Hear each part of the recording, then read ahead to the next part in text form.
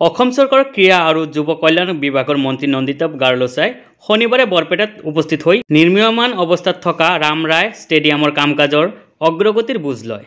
বিগত প্ৰায় ৩৭ বছৰৰো অধিক কাল ধৰি নিৰ্মাণৰত অৱস্থাত থকা ষ্টেডিয়ামখনৰ বাবে ৰাজ্যৰ ক্ৰীড়া নীতিৰ অধীনত শেহতীয়াভাৱে অসম চৰকাৰে 11 কোটি টকা আবণ্টন দিছিল। সম্প্ৰতি নিৰ্মাণ কাৰ্য দ্ৰুতগতিত অব্যাহত থকা ষ্টেডিয়ামখনৰ কাম-কাজ পৰিদৰ্শন কৰি মন্ত্ৰীগৰাকীয়ে সন্তোষ প্ৰকাশ কৰে।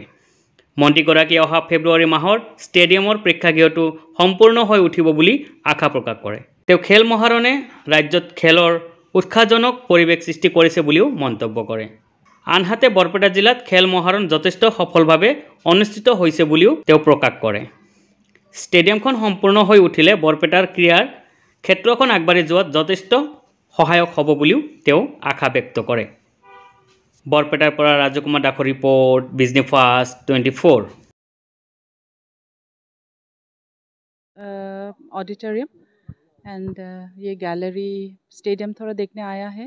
Late us see how we can more sports arena कैसे और अच्छा कर सकता है for the district of this Barpeta and specially for this Barpeta LSA।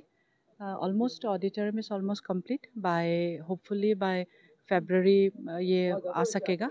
हम लोग ने देखा है कि खेल महारण जितना भी डिस्ट्रिक्ट्स में हुआ है बहुत एंथुजियाज्म लेके बरपेटा डिस्ट्रिक्ट पे हुआ है। सो वी कैन अंडरस्टैंड कि यहाँ पे बहुत सारा initiative if you take it more better I think बहुत सारा बच्चे लोग इन टर्म्स ऑफ स्पोर्ट्स पे भी आ सकता है।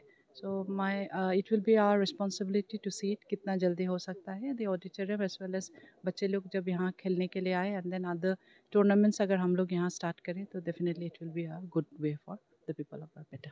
Thank you.